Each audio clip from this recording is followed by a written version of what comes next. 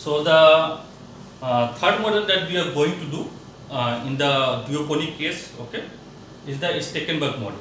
Okay. Till now, what we have done, we have looked at Cournot model. Okay, where both firms are simultaneously determining output. Okay, we have done Bertin model, where both firms are determining price simultaneously.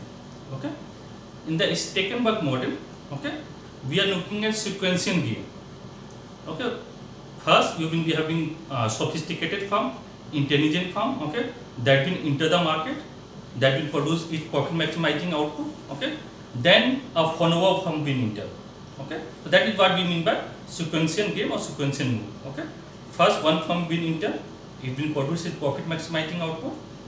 Follower will look at the profit maximization output produced by the first firm, okay, and it will react according to how firm sophisticated or the first firm or the sophisticated firm is doing, okay. So here you people will be having, I am looking at duophonic case, of course.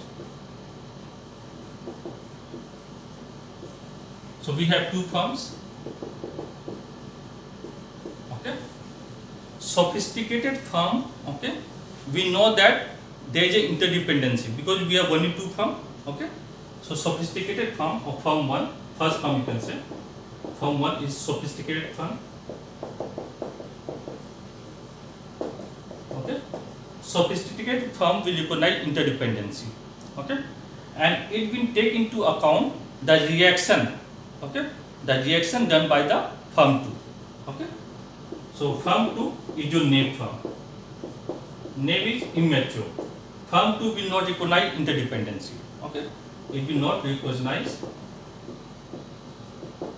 interdependency, okay. So what it will do, it will produce output that will maximize its profit given the output of firm 1, that is your needed firm, okay, that is our best response, okay. Firm 1, our sophisticated firm, okay, we know the reaction, how this named firm, immature firm is going to react, okay. So when it is maximizing its profit, okay, it will take into account the reaction done by this named firm, okay, and in this way it will be able to generate more profit than what we get in the Cournot case, okay. In the Cournot equilibrium, both firms end up producing, say, in the original model that we have done, one third output, okay. And one of the example that we have done, okay, if you remember, okay, in that case, let me look at Cournot output.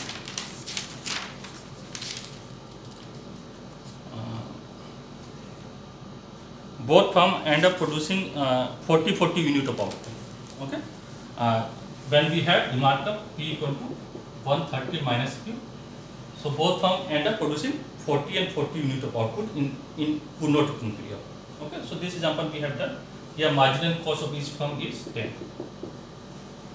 okay. So this is the background that we have on which we will develop this framework, okay. So let's look at the example first, okay. Then it will be easy to understand what is actually happening here, okay.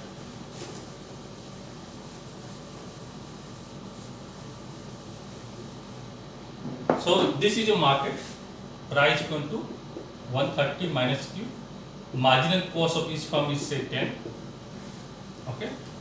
Q is Q1 plus Q2. So what firm 1 will do, sophisticated firm, okay. It will look at the reaction function, take into consideration the reaction function and maximize its profit, okay, because it is recognizing the interdependency aspect, okay. Named firm, immature firm will not recognize the interdependency, okay. It will be acting independently on its own, okay. Okay. So reaction, okay, let me drag it. If you genuinely don't remember, so let me drag this one, okay. So profit of firm 2 will be total revenue of firm 2 minus total cost of firm 2, okay. Total revenue will be price into quantity, price is 130 minus Q1 plus Q2 into Q2, cost will be 10 into Q2, okay. So how I will take out the best response function, okay.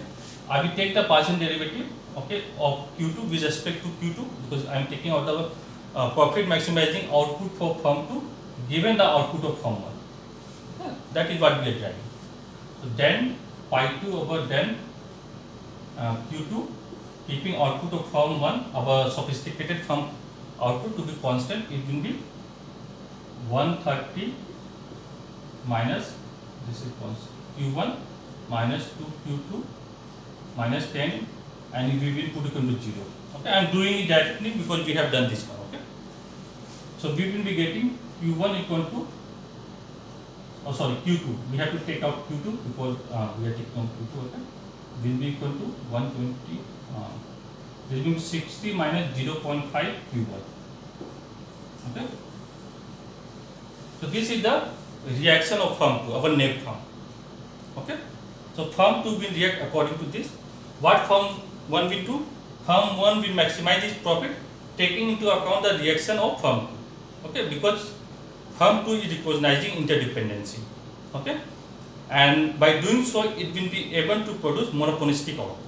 Okay, that is what I am going to show you. Okay, so profit of firm 1, our sophisticated firm. This is for reaction function of our firm 2. Okay, here I will be maximizing profit the same way that we do in the case of monopoly. Okay, Mi equal to MC condition will maximize the profit. Okay, so profit of firm 1 will be price into quantity. This is revenue minus cost is what? 10 Q1. Okay, this is cost. Now what is price? 130 minus Q1 plus Q2 into Q1 minus 10 Q1. Okay, now here what will happen? Firm 1, in order to maximize profit, take into account how firm 2 will react. So in place of Q2, I will substitute this equation. Okay, I am taking the reaction of firm 2, okay, while maximizing my profit. Okay, because this is intelligent firm, sophisticated firm, they can do it. Okay, so it will be what? 130 minus. Okay, let me open up first. Okay, 130 Q1 minus Q1 square minus Q1 Q2 minus 10 Q1. Okay, so this will be 130 Q1. So 130 Q1 minus 10 Q1 will be 120 Q1. Okay, minus Q1 square minus Q1. What is your Q2? 60 minus 0.5 Q1. Okay, so in place of Q2, I have written this term because firm 1 will maximize profit. Okay, taking into account the reaction of firm 1. Okay, now open it up. Okay, what we will get? 120 Q1 minus Q1 square minus 60 Q1 plus 0.5 Q1 square. Okay, this is what we will be getting. So this will be what? 120 minus 60, this will be 60 Q1. Okay, minus Q1 square plus 0.5 Q1 square. Okay, this is 1 into Q1 square, this is 0.5. Okay, so you will be having minus 0.5 Q1 square. Okay, this term and this term, you will be having this. Okay, this is profit of firm 1. One is depend on output of firm 1. Okay, it does not depend on output of second firm because this firm recognizes the interdependency. Okay, so what will be the profit maximizing output? So take the derivative with respect to Q1, you will be getting 60 minus 0.5 into 2 will be 1 into Q1, this will be Q1 equal to 0, therefore Q1 equal to 60. So from 1 output, our sophisticated firm needed from output is 60. What will be the reaction of firm 2? It will react by producing how much? Q2 will be 60 minus 0.5 and Q1 is 60. So this will be 30, this will be 30. Q2 equal to 30. Okay, this is Q2. Okay. In the Coulomb equilibrium, okay, when both firms are simultaneously moving, both firms are named, they are not able to recognize interdependency. Okay, they are taking decision independently but determining output simultaneously. Output that you are getting is Q1 star is 40, Q2 star is 40. When you have this example.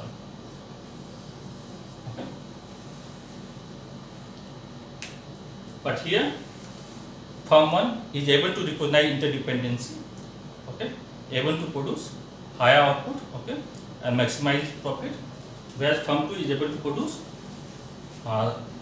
whatever the market says is many, okay, able to produce 30 unit of output based on profit maximization condition, okay. This is profit maximization condition. Okay. This is what you have, okay. What will be the price in this case?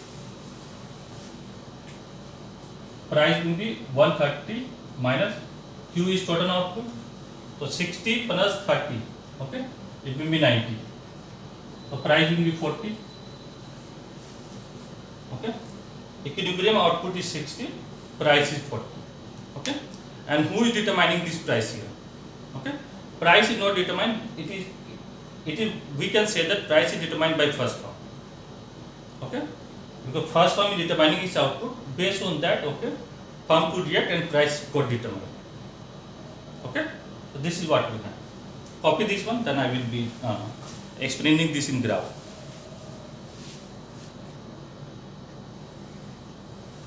Done?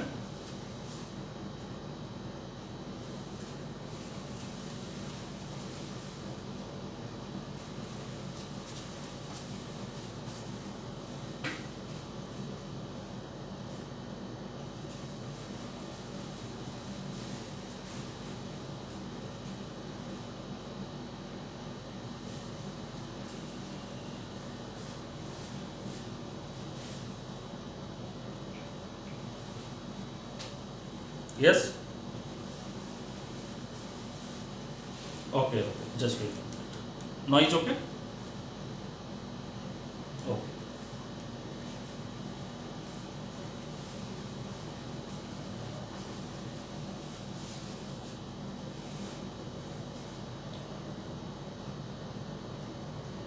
Remember this price, okay? One thing at one point I want to make, okay? Here, that will be useful, okay? So you later on I will be using. Remember the price output produced by both firm, okay?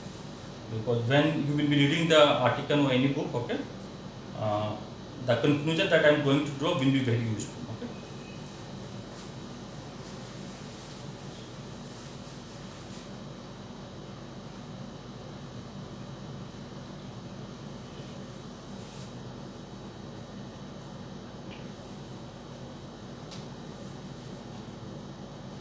Add up the upper part, okay.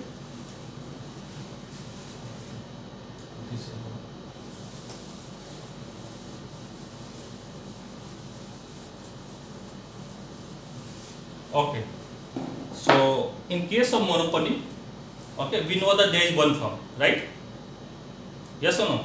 In case of monopoly, there is one firm, so entire market belongs to this monopoly. Okay, so let me look at the monopoly case. We have done this one monopoly case, but here I want to show you one thing. Okay, that's why I am doing it. Okay, so entire market belongs to that one firm, this monopoly. Okay, now what is this total revenue? Price into quantity. So you will be doing 130 Q minus Q square. Okay, because when you will be doing with Q, multiplying with Q, it will be 130 Q minus Q square. Okay, what will be marginal revenue? Take the derivative, you will be knowing it will be 130 minus 2Q, and marginal cost is 10. Okay, so Q you will be getting how much? Anyone? Am I equal to MC condition? What you will be getting in Q?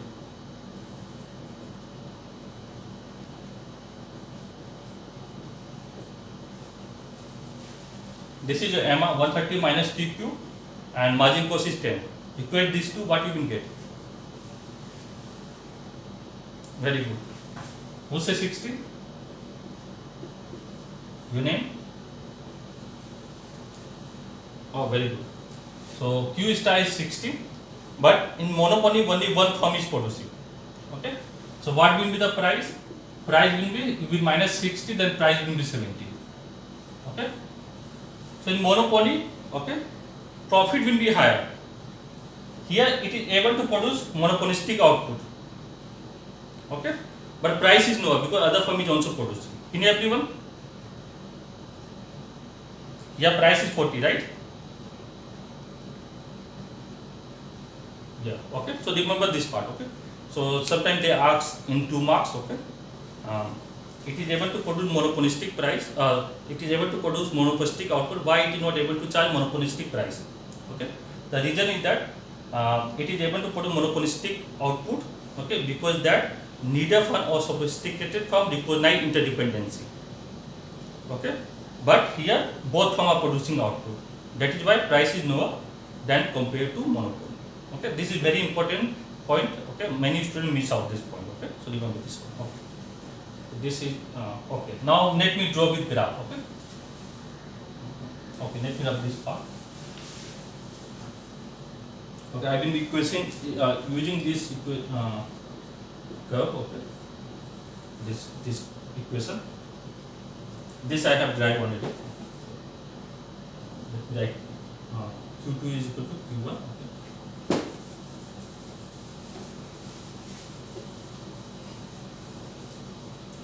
So reaction curve, you know, this is for firm 2. Similarly, by symmetry for firm 1, Q1 will be equal to 60 minus 0.5 Q2. Okay. So for firm 2, I have tried. For firm 1, you check your previous notes, you will be knowing it. Okay. So I have to draw the reaction curve of both firm. Okay. Let me draw it. So here you have output of firm 2, and here you have output of firm 1. Okay. Output is 60, 120. Here you have 60, 120. Okay. Now, if I want to draw the reaction curve of firm 2, okay, I don't know why 5th semester student are still making mistake. Okay, they have one question in the examination. Yeah, in the linear programming. Okay, they are not able to do the intercept term properly. Okay, you take 1 0, then other you take the maximum. Okay, then you get the intercept point. Okay. So on the technique that we are doing, it will be asked in the examination. Okay, so remember on the part. Okay, so when Q1 equal to 0, Q2 will be 60. Q2 will be 60. Okay, this point. And similarly, when Q1 equal to 0, Q2 equal to 0, what will be Q1? 120, right? Yes or no?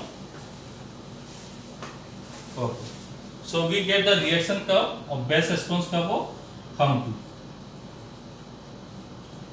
Okay. Now, what will be the best response? If you look at it, okay, put this equal to 0, you will get 60. Q1 will be 60. Then you put this equal to 0, then you will get 120. Join these 2 points, you will get best response of firm 1. Okay. Just one thing. Okay. Now, here, if you substitute any equation in the anyone, okay, let me do it. Okay, then you will be knowing what will be the output. So let me do for Q2. Q2 equal to 60 minus 0.5, because both firm are in the Coulomb model determine output simultaneously. 60 minus 0.5 Q2. Okay. So this will be 60 minus 30. Okay. So Q2 is will be 0.5 into 0.5, 0.25.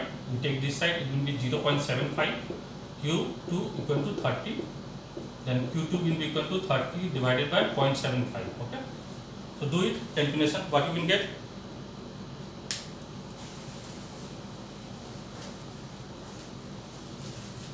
Very good. So Q1, Q2 you will get 40. Okay, this we have done. Okay. So this output is 40 for firm 1 and firm 2. In the Coulomb model we know, okay, both firms determine output simultaneously. So we are getting 40. Okay. Now,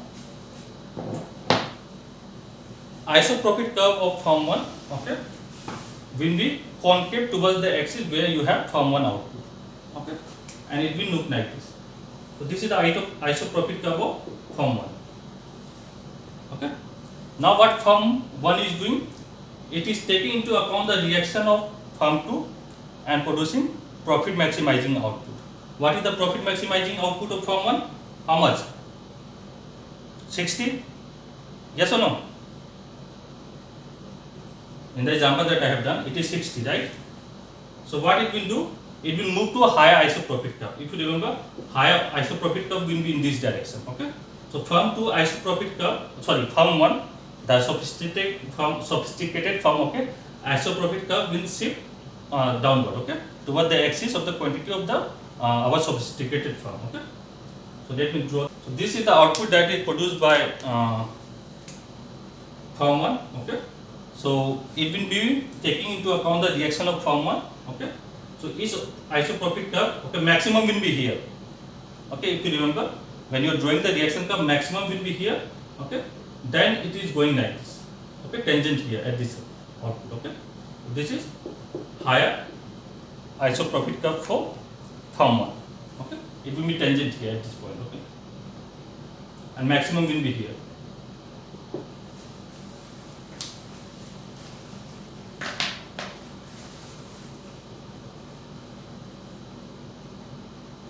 So what form 1 is able to do? It is able to maximize its profit, okay, because it is able to recognize interdependency, okay. Okay, let me rub this part.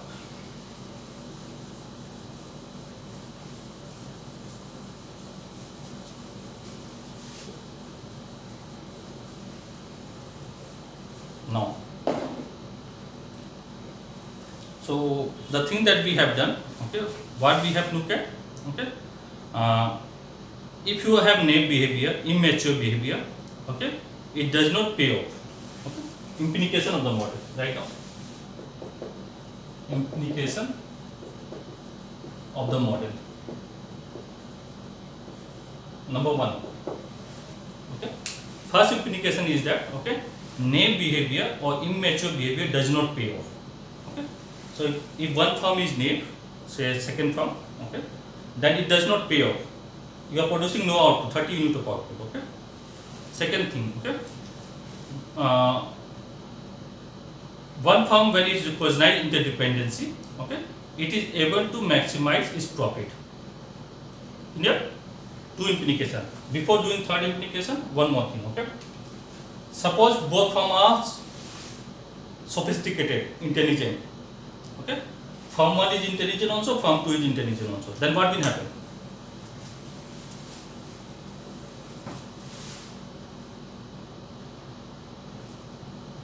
If both form is intelligent, what will happen?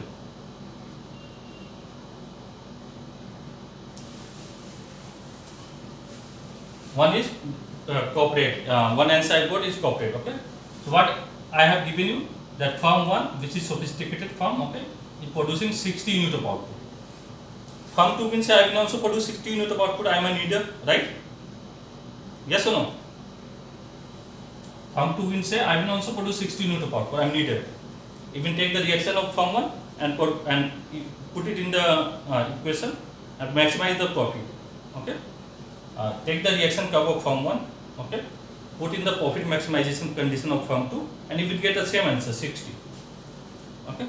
So when both will think that they are needed, what will be the price? Price will come to 10, okay. Price will come to 10. So the von Neumann firm will lose, of course the needer will lose, okay. Von Neumann firm, okay, will lose, okay, and generally they don't want to do that. In everyone? Yes, no? Okay. So no one want to do this, okay. Second thing, when both firm are intelligent, okay, when they want to act like a needer, price war can start, okay. Price war can start. They will think that, okay, let me know the price, I can capture the market, okay. So either price war will start or they have to collide, okay. So it's Stekenberg model, okay, that we have done, okay. You will be getting equilibrium. This is Stekenberg solution. You will be getting the solution, okay, only when one firm is needer, that recognize interdependency, and other firm is not needer, other firm is naive, okay, immature, okay, don't have much understanding, okay. Then only you will be having equilibrium, okay. If both will act like intelligent, okay, what will happen? Either price war will start, okay, or what will you have? You have to collide, okay. Then you will reach into some agreement, that will happen. And situation in which both firm are intelligent is called Stekenberg disequilibrium. because you will not never reach equilibrium here. Okay, when both will act like an internigen, okay, you will not able to reach, okay, equilibrium. Okay, so you will be having Stekenberg disequilibrium. Okay, so if both come, third implication is that, okay, if both come act like a needle, okay, then we will be having disequilibrium. Clear? Yes, no? Okay. Fourth, you write the point, okay, by recognizing interdependency, okay, by recognizing interdependency, duopolies can reach a higher level of profit. Okay, if one firm recognizes interdependency, okay, in the duopolies case, they can reach higher level of profit. Okay. Then what can be the limitation of the model? Okay. First limitation is that, okay, how price is determined, okay, in this model is not explained. Okay, so whatever the leader is determining, okay, will be the market price. Clear? Second limitation is that, okay, or you can say issue with this model is that which firm will be leader, whether it will be firm 1 or firm 2. Okay, it is not mentioned. Okay, in the model it is not mentioned that whether firm 1 will be leader or firm 2 will be leader. Okay, that two problem you have in this model. Okay. So I end this topic, okay, by drawing this graph again. So if you will not get any issue for here. Okay. So when they don't generally they don't give numerical. Okay, so draw the graph properly. Okay, so that is why I am drawing it again. So reaction curve of firm 1 will be steeper. For stability you require that. Okay, this is best response of firm 1. Okay, this is best response of firm 2. Okay, here you have output of firm 1, here you have output of firm 2. Okay, here you have Coulomb equilibrium.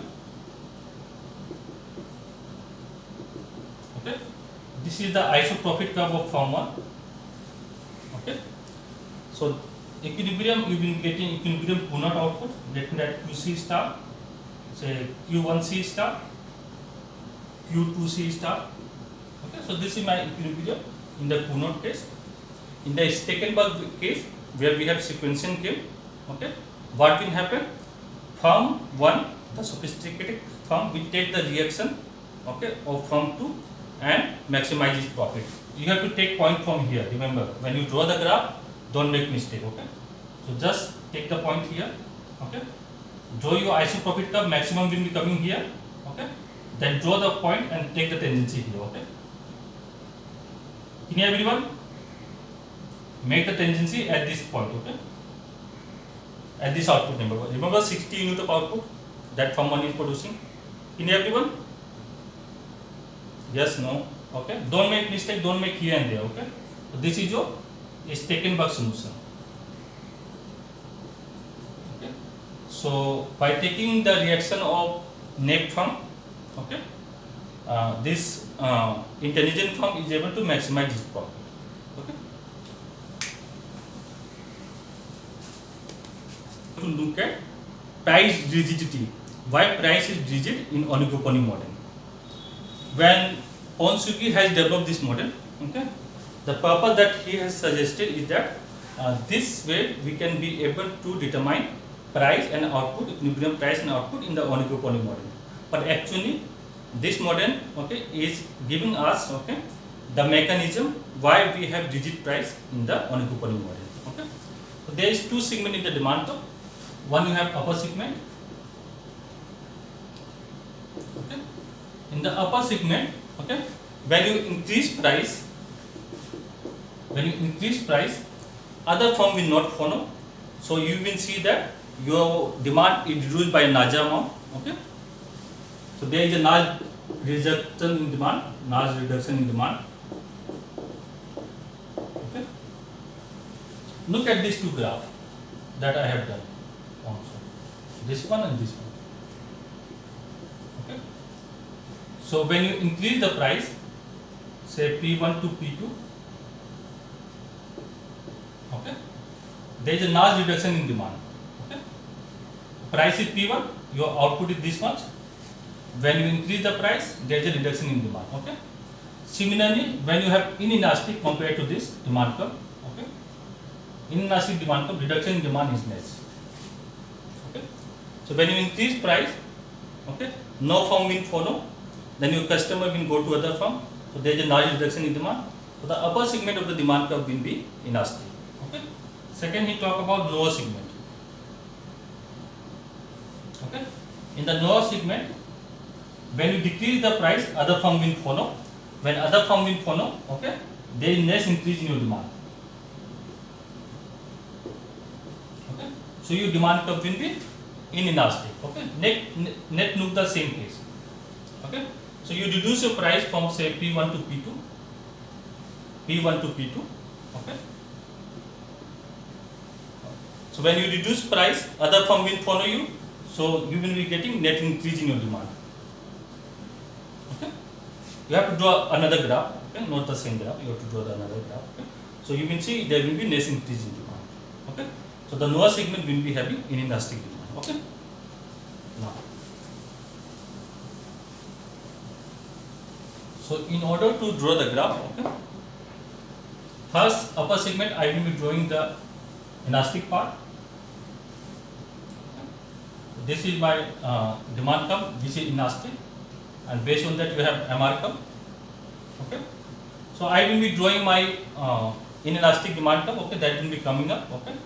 Suppose from this level, okay, our demand curve become elastic. And this level belong to output level say OQ1. Okay. So let me draw the demand curve for this one. So this is elastic demand curve. Okay. And up to OQ1 output, this will be my MR curve. In everyone? Yes, no? After OQ1, my MR curve will change. Okay. Because my demand curve will become elastic. Okay. So when your AR curve will change, your MR curve will also change. Okay. So this is my, based on that we will be having. Okay, like this. Okay. Now, which portion I have to cover? Okay. So after this point, my demand curve become inelastic. Okay, so I will remove this part. Okay. And this part I will remove from the inelastic part of the demand curve, because output below OQ1, okay, belong to elastic part of the demand curve. Okay. Now up to this output level OQ1, I will be having marginal revenue, this one. Okay. After that, I will be using the marginal revenue of my inelastic demand curve. Okay. So before that, I will rub the part.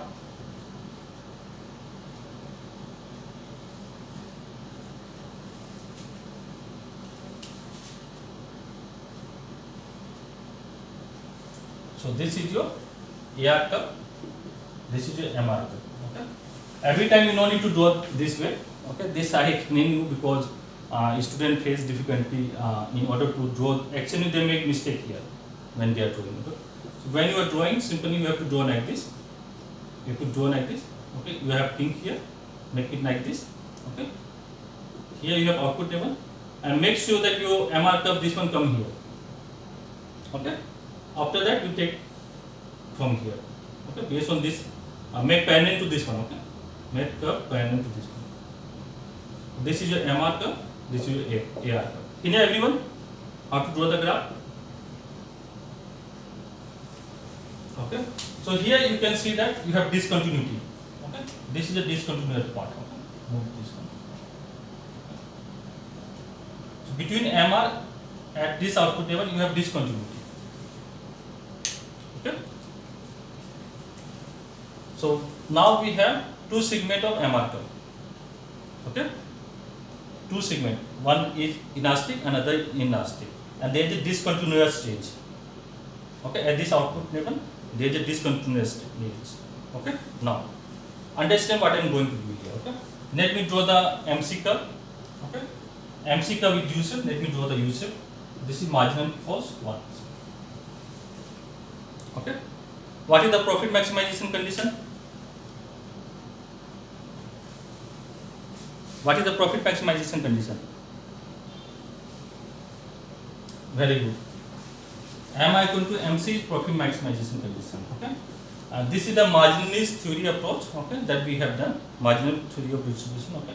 We know MI equal to MC is your profit maximization condition. Okay. Now, this point is very important. Okay. To the net of Q1. Okay. Which one is greater? MI is greater or MC is greater?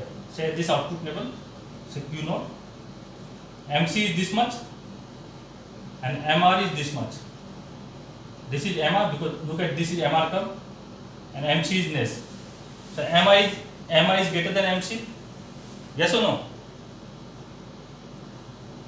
Okay, you can take the point here. Okay, like you can connect this point. This is MC, and you can connect the point. This is MR. Okay, because per unit you can look like this. I have explained many times. Okay. So MI is this much, MC is this much. So MI is greater than MC. Okay, let me write this. No need to make it untidy. Okay, just so to the net of Q1, MI is greater than MC. Okay, look any output to the right of Q1. Okay, what will happen? MI is here, MC is greater, right? Yes or no? This is your MR. And this is MC. So to the right of Q1, say Q2, this is Q0.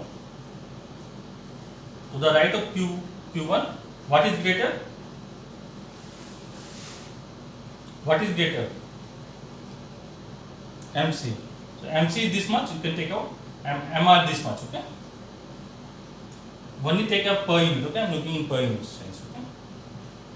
So MR is less than MC. Okay, so one greater than case, less than case, in between what you will have? MI equal to MC, right? There are three possibilities. To the net of it, MI is greater than MC.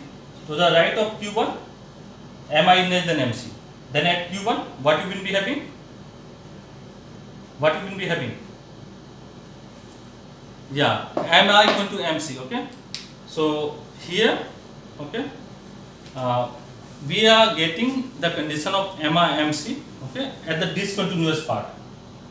Both are not interacting, right? There is no intersection between this MI and MC curve.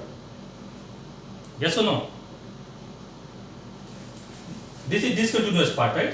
Here we don't have any MR curve. Okay? There is no intersection of MC and MR curve. Okay? And this breakdown above marginal rule. What is marginal rule? MI equal to MC. MI equal to MC, we are not getting the condition, right? Clear? First thing. Yes, yes. Yes. Anything? Okay. Now, so this price rigidity case, okay, violate your MI equal to MC condition or marginal condition, okay. Suppose marginal cost increases.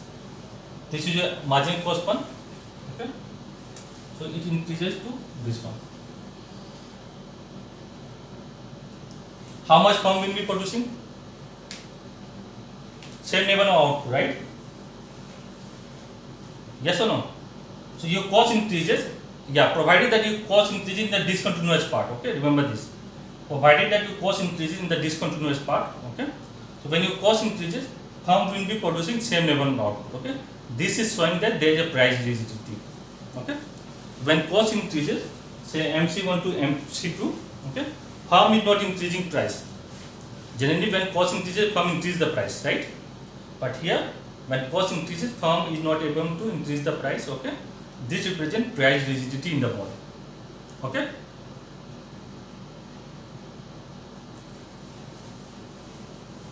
Okay. So here what you will be writing is, okay, in the king demand curve of the Swiggy model, okay, in the discontinuous part, okay, if there is an increase in marginal cost, there will be no change in output, okay, no change in price charged by the firm, okay. This is the output produced, and this is the price charged by the firm, okay. This is the price charged by the firm, okay. Since there is an increase in cost and firm is not changing its output and price, okay, that means there is a rigidity, okay, price rigidity in the price and quantity rigidity that we have, okay, in the model, especially with a rigidity of price, okay. Can you everyone?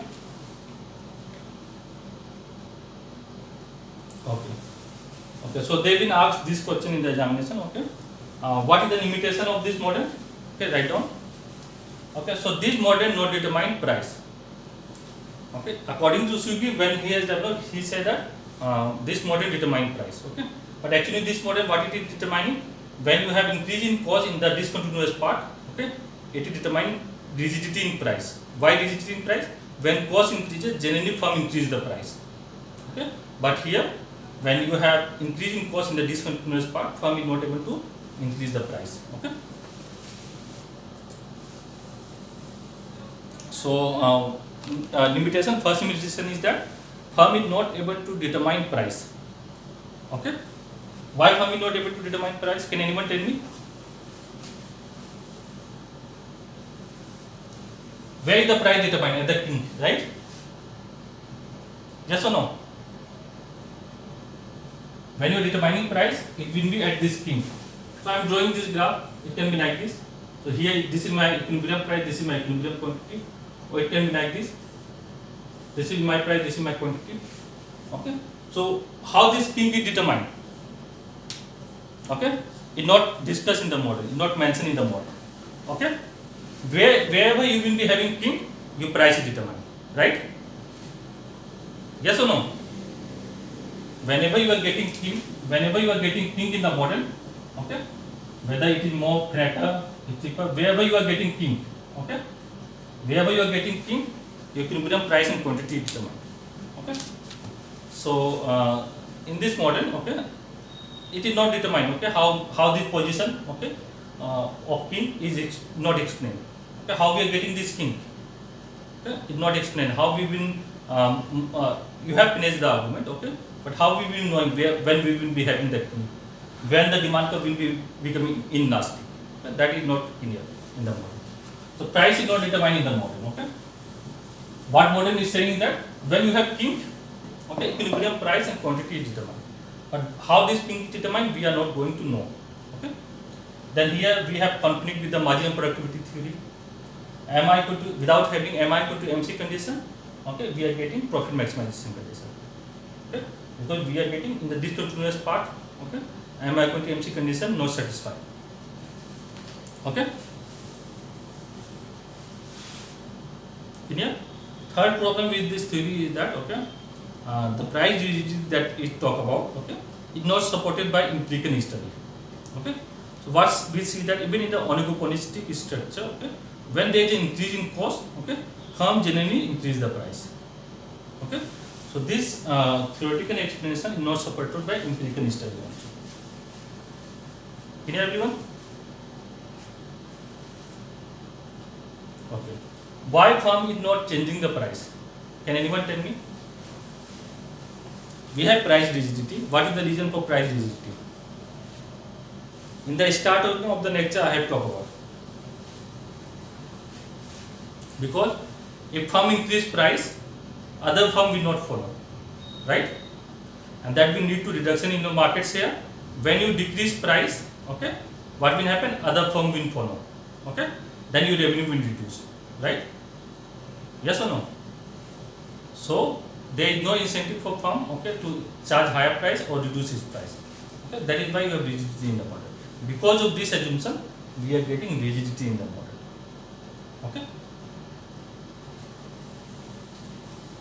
So remember this assumption. Based on this assumption, okay, we have derived the conclusion. Okay. We have started with the point that when firm increase the price, other firm will not follow. Okay. When other firm will not follow, there is a null reduction in the market share, so the upper segment will be inelastic. Elastic, right? When you reduce the price, other firm will follow. Okay, and there will be small increase in demand. Okay, so it will be inelastic. Okay, it is because of this assumption that you are getting price rigidity in the world. Okay, and how this price rigidity will be maintained? If your margin cost increase in this continuous part, then you will be having this part. Okay. Anything else? No. This is what you have in the model. And there is some case study, okay, means application part that you have, but I think that it is not required for you. Okay. So I stop.